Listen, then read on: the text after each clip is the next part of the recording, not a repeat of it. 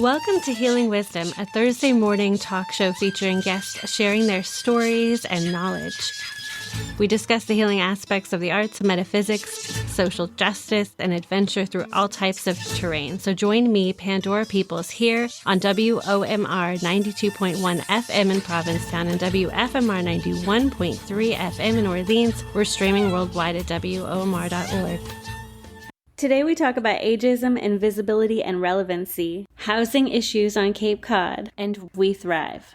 I caught up with Scott Fitzmaurice, founder and executive director of We Thrive. He is a professional development trainer, personal life coach, and develops and manages properties. He's worked in the nonprofit sector for 30 years. How important is it for folks to feel like part of a community, to feel purposeful and relevant? And feeling like you're part of something. I think that it's easy as we get older in life to, not have as much of a meaningful role. My mom and I and my friend Melissa Weidman had worked on this whole curriculum around ageism called Being Relevant, which was really the whole idea that, as we get to be older, sometimes it's not as simple a path realizing how relevant we are. So making that more possible. Well-intending people tend to look at someone who's older and say, oh, they're so cute, if they remind them of their parents or whatever, and it's a tad patronizing, even though it's well-meaning. And I think what happens is that folks actually really feel like they become invisible. And then, a lot of times, I've done a lot of work advocating in the healthcare system. Folks will come in and they'll be like, hi, how are you? And they'll raise their voice and turn their head, like you would do with a kid. Or they won't really listen to the person that's, receiving care. They don't really listen to them because of the ageism. And it's just, there was a woman who made this amazing quote. She said, ageism is everywhere. It's invisible. It's like gravity, but it's everywhere. And what happens is it sort of takes away a person's ability to be taken seriously. Ageism and a term we never use, adultism, are the same thing on different ends of the age spectrum. So ageism is for older folks, and adultism is when, you see those people on Main Street maybe sitting on a curb, and you're like, oh, what are they doing there? Or where you don't think that someone's able to make decisions about whether to go to college or whether to take a year off, or, trusting people's judgment. So I think they're very similar. The challenge with ageism is just that it really affects people in so many ways. People's entire savings disappears a lot of times with their children making decisions that benefit the children. There's a lot of things. There's a whole topic on that. But I think the most important thing is to be able to pause, take time, connect with people, say hello, and just not be patronizing. But I always imagine that person is my age when I talk to them, and just talk to them exactly the same, whether they're 13 or whether they're 100. What is deficit identity, and what are the manifestations of it? Absolutely. I'd be happy to talk about deficit identity. So it's just a concept that I use. I think that so many of us have for years probably carried around the knowledge that maybe there's a couple of things we're not too good at. And as professionals in the world, sometimes those things are not ideal for people to know, like maybe you're not good at filing, or maybe paperwork is tough, or invoicing if you run a company. And so there are things that we know that we're not really good at, but those things aren't. So for example, it's a thing that isn't, yet we focus on it instead of the things that we are good at. And, I am a life coach, and for years I've always said that if we just focus on what our two greatest strengths are and our two greatest passions, and we funnel everything through that, we can get extraordinary things done, especially with the shared leadership model. If we combine with like 11 other people that have those other skill sets, then it's incredible, instead of always trying to do the things we aren't good at.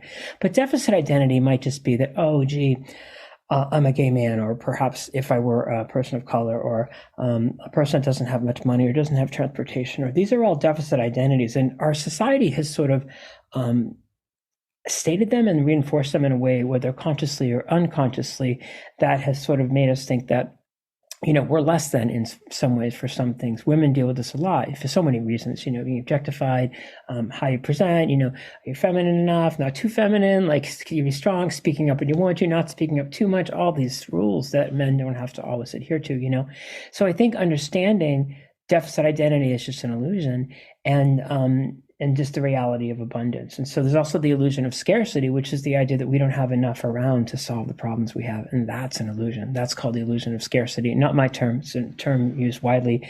And the reality of abundance is pretty incredible. It means like issues like housing, which we'll talk about in a bit, or homes, we can redefine, and that we may actually have the resources we need to resolve them, which is just incredible. What are some of the mythologies around housing scarcity, and what are your innovative new models, and can you talk about the language that you use? Basically, what I would ask people listening is to just imagine that you're going to dry erase the board that you have. And I'm sure that's like a 20th century reference. But anyway, we're going to dry erase that whiteboard. And I want you to imagine that everything you've thought about the idea of like housing or homelessness or living places, all that stuff, that just kind of put that aside for a minute, okay? That has been a thing, it's been a reality, but it's just not the reality that I see at this moment. And I'd like to, if people would indulge me, to just allow folks maybe to see something just a little bit different that is maybe kind of exciting and positive. And so, I'm sort of the idea person. And for some reason, people have sort of told me that I tend to be able to think of real plausible ideas, but I'm not the person that implements them all. I need a lot of other folks to say, wow, we're going to go do this, and I can help with ideas. I tend to come up with the ideas that work. And having other people who want to work with that is really great. And a friend of mine said that the reason the housing stuff hasn't happened is because we haven't been able to sort of get used to, we're so in business mode, we haven't been able to forget about self-interest like entirely for just a moment. And if we could do that just for like a few minutes, then we'd actually all be able to come together and make some extraordinary things come together that would actually in the end be fairly profitable. And it's just that we're not able to look at it that way. So I've found that when we do, some pretty incredible things are happening. So first of all, around language, I use the term homes. I don't use the term housing at all. There's a lot of reasons for that, but that word's really heavy. I use the term applicants. I don't use the term homeless or folks with inconsistent housing, which I use in a desperate moment when I have to use something for the masses. I try to use applicants because we have homes and we have applicants. It's really simple. I don't use the term affordable for so many reasons because it just shuts out a lot of people that have certain perceptions and experiences with that word. I use the word attainable. Attainable means if you're working 2 jobs and you're working really hard, I want to try to help you make sure you've got some place to live. And so I think that when we just use a different language, it's a completely different conversation. We have homes, we have applicants, and they're attainable. And what we have now is sort of the illusion that we don't have enough housing.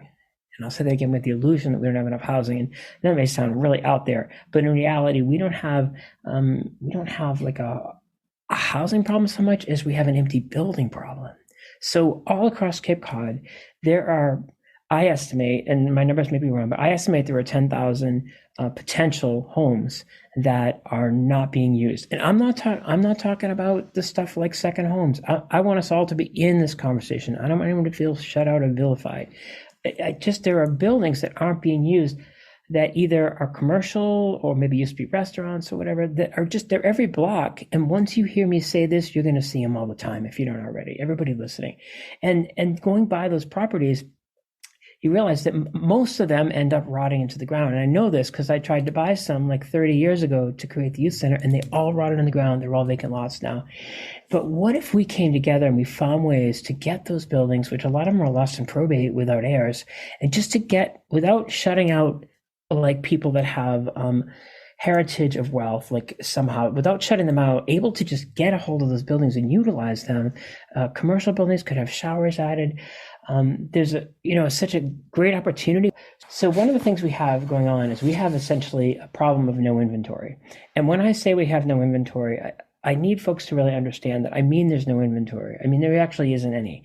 And so folks most single people don't really need an apartment, and they don't really need a house. What they need is actually a room with a private bathroom.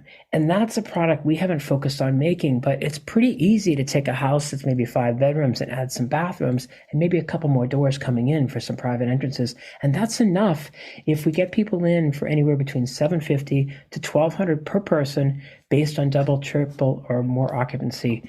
The formula really works. So that's my formula. And I have this idea that, what if we as towns found a way to give people a break on their taxes, let's say 50%, if they're willing to stay in this formula. Like, wouldn't that be a really easy way to sort of incentivize people? I mean, think what people would do to not pay half their taxes. They'd probably do, some pretty cool things. So one is the inventory is out there. There are different ways to get the product. Two, there are commercial buildings that are all over that have just closed in the last couple of years, real estate offices, law offices that used to be houses. And people drive by them, but I don't think a lot of people think about going and applying to rent them. But, I'd say that we don't really want commercial buildings coming into residential areas. That messes up our zoning. But I don't see as much of a problem with residential coming into commercial. I think that's something that most of us in the different towns, can sort of agree on and believe in. People do not realize that in hospitals, in areas not too far from us, there are the head nurses who I'm friends with. They tell me that there are 1/5 of the staff that are often needed. So it's challenging, and they don't want to cause problems, but they're exhausted and they're ready to have a nervous breakdown. So that's something we really have to address, and it's from the wealth goal, obviously, of the hospitals, but they have to really sort of rethink that stuff. Can you talk about your housing model? Two things. Like, one is that, we have so many elders that have a room in their house or a car in their driveway. They don't drive. And a lot of people that don't have cars, if we had someone that was really willing to sort of manage that, because housing laws in Massachusetts are really tough. I do find that, a lot of good people on the Cape that are landlords or they're involved in all this, they just haven't really taken a moment to think about that. Like, what would it be like if you're working half your month to pay your rent? Can you talk about the Suicide Prevention Coalition? Just a little bit about, I'm involved in the Cape and Island Suicide Coalition, and I did a speak out with Sharing Kindness, which is a great group doing nice work on the Cape and Falmouth last week. And I think about anxiety, depression, and suicide, and all that stuff. And we have all the tools we need to prevent suicides. We talk about them so they don't happen. And we're not always successful, but the more we talk about them, the fewer there are. And I think that one of the things that's so important, Pandora, as you and I talked about earlier, is that if what you have to do is really hard, then somehow you can do it. But if what you have to do is impossible, then it creates all these problems. And so right now I talk about the triangle of resources: car, job, and home. So, you've got your job, you've got your car. Hopefully you need a car. You can't really do bus on Cape. It's too hard. And you got your home. And those three things together just don't match anymore. So your income's gone up a bit, but housing's gone up so much and car expenses gone up. So it makes it so that if folks get those three things put together, if they lose any one of those things in 3 months, let's say like their car breaks down or whatever, and they don't have like family support or another resource, they lose all three of those within 3 months. And that's why we try to help. So at Thrive, we do some pretty amazing things, just not like our ego here, but we just do things that have an amazing impact. Like, we'll write a check, fix someone's car, or we help someone with their rent, or, different things like that. So I think it is about the idea that we can do this together, but the the reality of abundance is very simply that we have enough if we come together for us to have plenty in this whole planet to do everything we need to do. We're just not using it right. But let's just think of the Cape and Islands region. We could go out and I think, notice the houses in your area. There are people that know how to get these building off back taxes, and let's try to see who could come together to do more of these. I give credit to Dave Vieira and Julian Sear and other folks in the political arena who are open to these topics and talking about these things, and also the people on the town level and stuff. But there is something called 40A I want to mention. 40A is one of the coolest things. All right, so 40A is essentially, most people know 40B, but 40A basically means that if you have an apartment or any part of your house that you've rented, and let's say you've rented it for 10 years, then it actually is legal. And so it becomes legal sort of retroactively. You just need to let the city know, I've been renting this. You send them an affidavit, and then they're able to stamp it. The reason I really like this tool is it allows towns who are town governments that largely is comprised of people who are just getting by and barely in a rental, gives people working town government a tool to be able to say, okay, this apartment's here. Obviously, we want it to be safe, but we are recognizing it now, and your house is a legal two-family then or whatever. And so that's very important because that's increasing the number of units and the number of inventory, and people don't seem to really know about this at all, but it is helpful. And I know some folks that have been able to utilize this to make, units, because I do hear once in a while you hear that the town has told someone they have to rip out a unit because it's not legal, and they just all sometimes people don't know that they had this tool at their disposal. They could say, oh, actually, we can overlook that based on 40A, and we can approve that. And my big thing is just that making sure someone can live there. We talk about, there's so much focus on like building affordable housing. And I always hit all those words, and first of all, like 80%, when new developments go in, 80% should be attainable. We shouldn't be building new housing. We cannot give up any trees on this planet. We can't. And we've got these buildings that are beautiful. In New Zealand, they don't tear anything down. They take it apart. They reuse it. It's required because they're so isolated. We need to really start using these buildings, but there are a lot of them out there. And I just think that if we can reuse what we have, we're honoring the heritage and the history of whoever that person is that took care of that house back when no one had any money. In the 70s, nobody had any money. People just got by. And, if we can take those houses that we're driving by every day, that the porches are collapsing on, or just that are in the woods and no one sees, and bring them back, we're doing incredible honor to people from the great generation, took care of these properties, plus the historic architecture.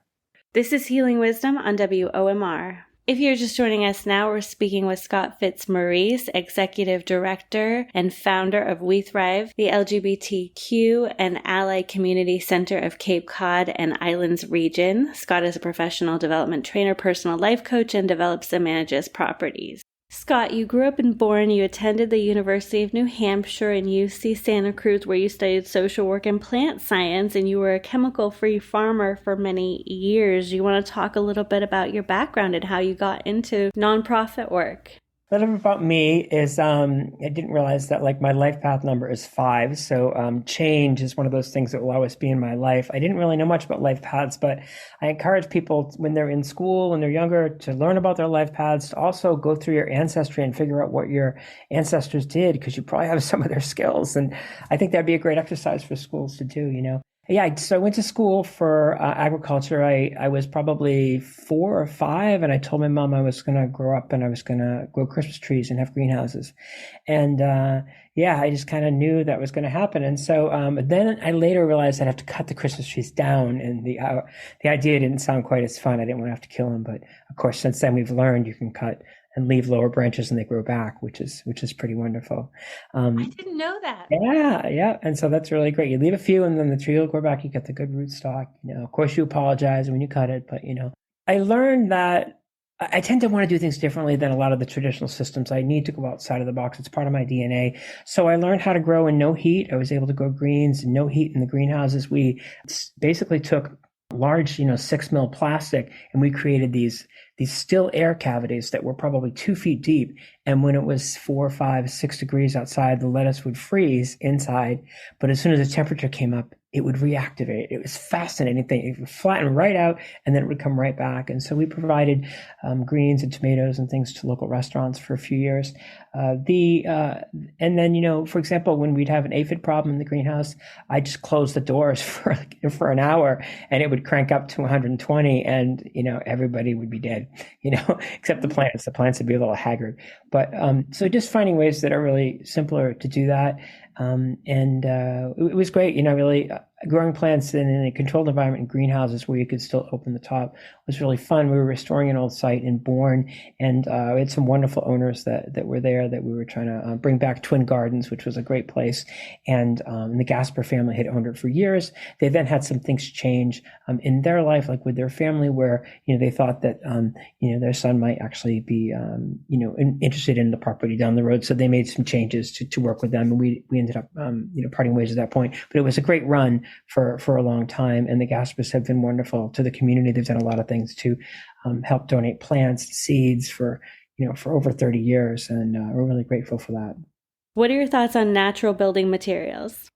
Yeah, it's always a tough thing because, I really like the natural resources and stuff, but and I also look at, there's one house in Bourne that was actually left empty for probably 30 years. Nobody was in it, and it was aluminum siding, and it's the only reason I think the house was saved, so it is a tough thing. I don't like the unnatural surfaces, but I am also aware that I think it's important for us to figure out what happens is once the roof's compromised, usually 2 to 3 years after that, the house is gone. It's pretty incredible. Until that point, the houses, they hold up pretty well, So tell us about We Thrive and its mission. Well, We Thrive was formed back in 1996, so we're in our 27th year, and I've been involved since the beginning. And We Thrive is essentially a community center. It's the LGBTQ and ally community center of Cape Cod and the islands, and we provide leadership programs for folks ages 22 and under. And we also just come from a vision and a mission that sort of combined together.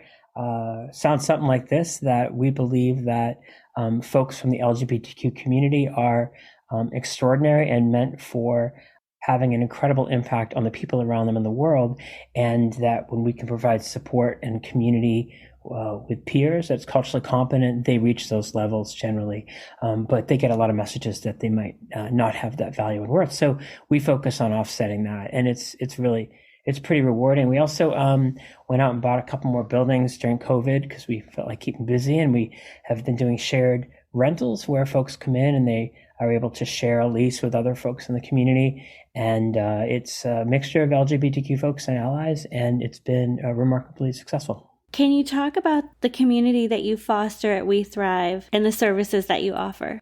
Sure. There's a lot of data that talks about, matter versus marginalized. Like, we know when folks realize that they matter, they're healthier, and they are able to contribute, like having an opportunity to contribute and a sense of belonging. All those things are really important, and they're tied to a lot of studies really tied into preventing things like heart disease and depression and all kinds of things. So our programs include, we go out to schools and we support the gay straight alliances, also called gender sexuality alliances. We also reach out to the islands of Martha's Vineyard and Nantucket actively. We do go over for their events. We support them as best as we are able, and we also try to really have that strong individual relationship with folks in the community of all ages who are just looking to connect in and feel like they have community around them. Because it's really easy for all of us, as we know in Cape Cod, to feel isolated at times. It's even more so, I think, if you're from a group that may not have as many numbers in it. Who works with you at We Thrive, and tell us about some of the services that you offer? I sure can. Well, Kristen Garcia, she is in charge of marketing and outreach for our program. She actually works remotely from Boston, which is really nice. It gives us a Boston connection. She is also from Falmouth. We also have Jen Crisino, who helps us additionally with outreach and program. I do the program and then also the executive director. And then we have a small number of folks who are actually, sort of the population age, so maybe 14 to 22, somewhere in that range, who are able to do leadership as well, get stipends and do speaking engagements or outreach activities and such. And then we also have a new emerging group, which has been really successful, more so than I even expected. And that's our gender continuum group. That is a group for folks about age 5 to 12.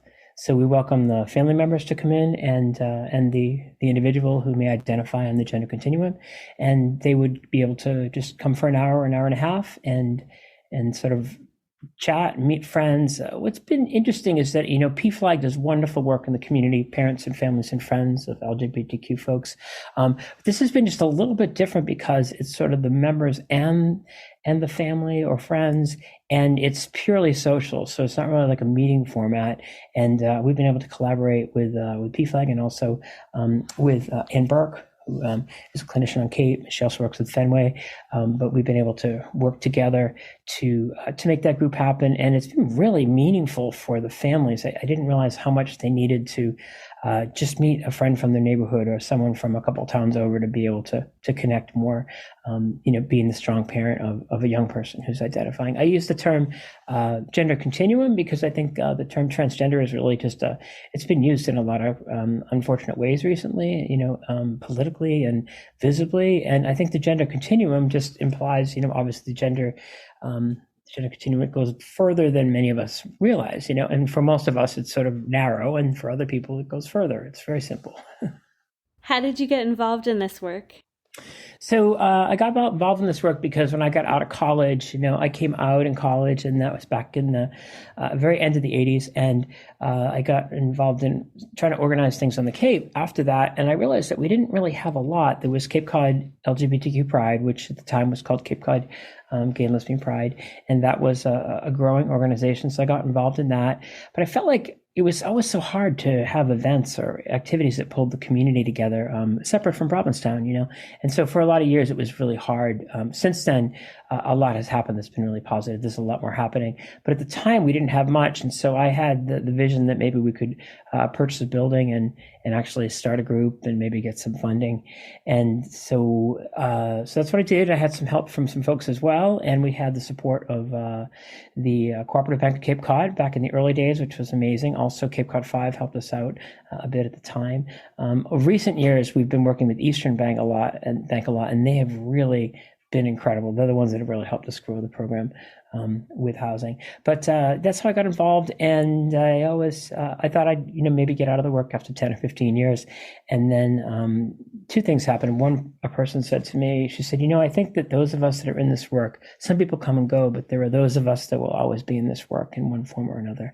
I like that quote. And then I was chatting with a good friend of mine from Boston who was an advisor in Boston. And I said to her, I think it's time for me to maybe move on. This is about maybe 13, 14 years ago. I think you need to have someone besides the founder, come in for an organization to grow in a different direction at some point. She said, really? She said, no, I think that's when we get really good. Well, here it is 13, 14 years later, I'm still here. So sometimes we need to remember that one comment that we say to someone when we have a million things going on sometimes can change their entire path and help them really be able to be true and impactful in work that they might otherwise leave. So Pandora, I just want to thank you for all the podcasts you've done out there in the world. There is a lot going on in the world today, and we all know that.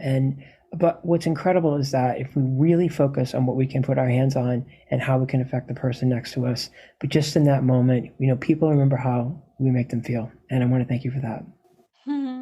Well, thank you so much. I appreciate that, Scott.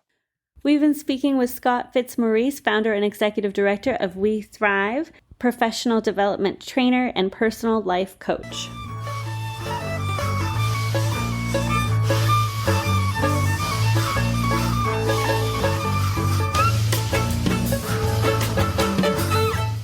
You've been listening to Healing Wisdom at Outermost Radio. All of our shows are podcasts at WOMR.org. Also check out healingwisdomradioshow.com and contact me at pandora@WOMR.org.